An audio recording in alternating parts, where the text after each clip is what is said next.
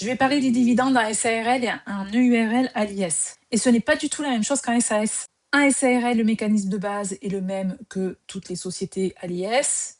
Ta société fait un bénéfice, elle paye l'IS. Et ce qu'il te reste, tu peux te le distribuer en dividendes. Avec quelques subtilités que je n'aborderai pas ici, tu te dis ces dividendes sont soumis à la flat tax de 31,4% depuis le 1er janvier 2026, je vous le rappelle. Mais c'est plus subtil que ça et tu vas voir qu'en fait, tu payes beaucoup plus.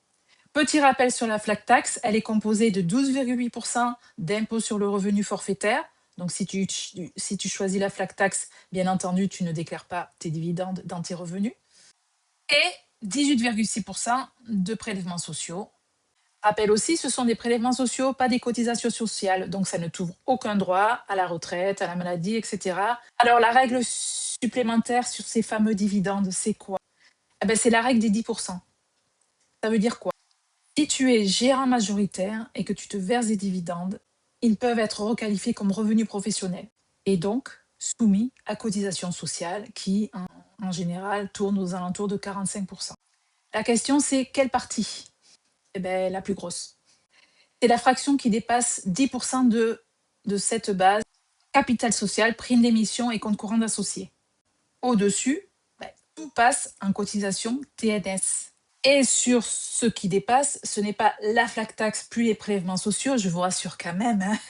Les 45% de cotisation sociale remplacent les 18,6% de prélèvements sociaux.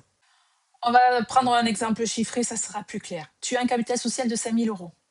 Les 10% représentent 500 euros si tu n'as pas de compte courant d'associé. Je vais simplifier. Sur ces 500 euros, tu vas payer la flat tax de 31,4%. Et au-delà de ces 500 euros, tu vas payer 45% de cotisation, en moyenne, c'est la moyenne, de cotisation sociale de TNS et les 12,8% d'impôts forfaitaires qui sont inclus en général dans la flat tax. Donc en fait, ces 45% remplacent bien les 18,6% inclus dans la flat tax.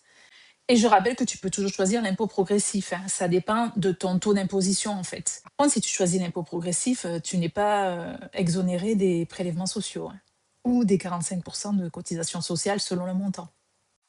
En résumé, sur la majorité des SARL ou des URL à l'IS, vu que souvent elles ont un capital social relativement faible, la quasi-totalité des dividendes tombe en fait dans les cotisations sociales des TNS.